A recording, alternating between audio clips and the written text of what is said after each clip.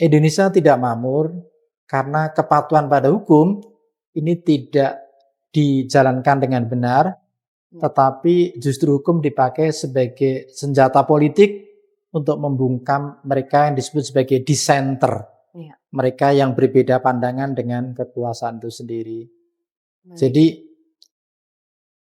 kehendak untuk membuat republik demokratis menjadi maju itu harus dimulai dengan prasyarat kedua, yaitu adalah kepatuhan pada hukum dengan penegakan hukum yang adil. Karena apa?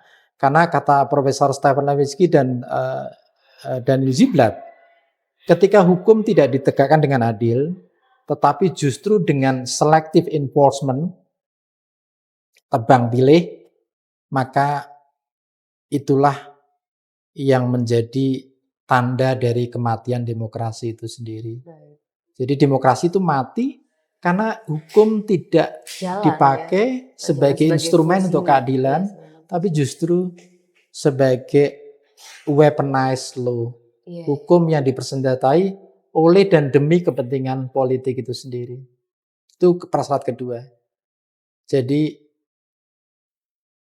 instrumen penting untuk memajukan republik itu harus pada aspek hukum yang ditegakkan secara adil. Dan ini terbukti bahwa kenapa investor asing tidak menaruh modalnya ke Indonesia, tapi memilih ke Vietnam atau ke Singapura atau ke negara lain, karena memang kita tidak punya kepastian dan kepatuhan pada hukum yang bagus itu sendiri. Itu kedua. Ketiga adalah prasyarat penting untuk memajukan republik ini adalah kepemimpinan yang didasarkan pada meritokrasi. Meritokrasi itu adalah instrumen penting agar setiap pekerjaan itu memang diberikan kepada orang yang paling kompeten, paling bijak, dan paling berintegritas. Thomas Jefferson dan para pendiri Republik Amerika melihat diri mereka sebagai man of merit, bapak aristokrasi itu sendiri. Lee Kuan Yew di Singapura juga melihat Singapura sebagai negara meritokrasi. Dan Indonesia hanya mungkin maju dengan penegakan meritokrasi ini. Kenapa tidak maju? Karena yang ditegakkan bukan prinsip dasar meritokrasi, tapi kakistokrasi itu sendiri. Kakistokrasi itu merefleksikan rule of the worst. Kepemimpinan yang dikendalikan oleh orang-orang yang memang tidak berintegritas dan tidak kompeten. Sehingga yang kita temukan adalah kontroversi demi kontroversi dari orang-orang memang tidak pantas untuk mengelola republik itu sih. Saya kira 3 prasyarat itu di antara prasyarat-prasyarat penting bagi kemajuan Indonesia Raya yang kekal dan abadi berdasar Pancasila itu. Dan kita masih sulit ya, struggling sekali ya di situ ya, Pak ya, ternyata ya. Kalau kita melihat contoh-contoh kepemimpinan yang ada di Indonesia, kiranya ada nggak sih sebenarnya sosok yang bisa memiliki 3 pemahaman itu tadi? Masih ada harapan nggak Ki? Karena kan ya untuk 3 hal itu kan memang harus butuh sosok pemimpin. Kita nggak bisa kalau nggak sosok pemimpin gitu kan Pak ya. Harapan pada yang meritokrasi, Indonesia Raya yang kekal dan abadi harus selalu disematkan. Karena itu adalah panggilan keagamaan dan sekaligus panggilan keindonesiaan. Pada panggilan keagamaan kita selalu diberikan petuah agar kita tidak putus asa.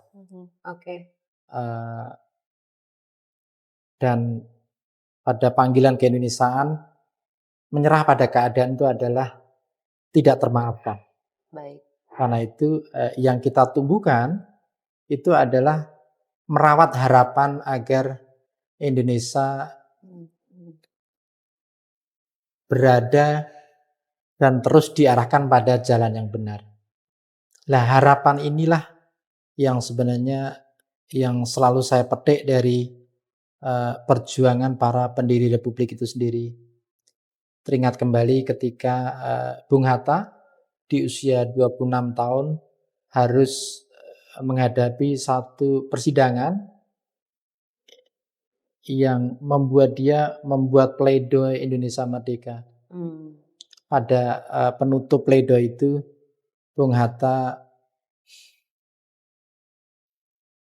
berpesan, hanya ada satu tanah air yang disebut tanah airku, ia tumbuh dan berkembang dengan usaha, dan usaha itu adalah usahaku.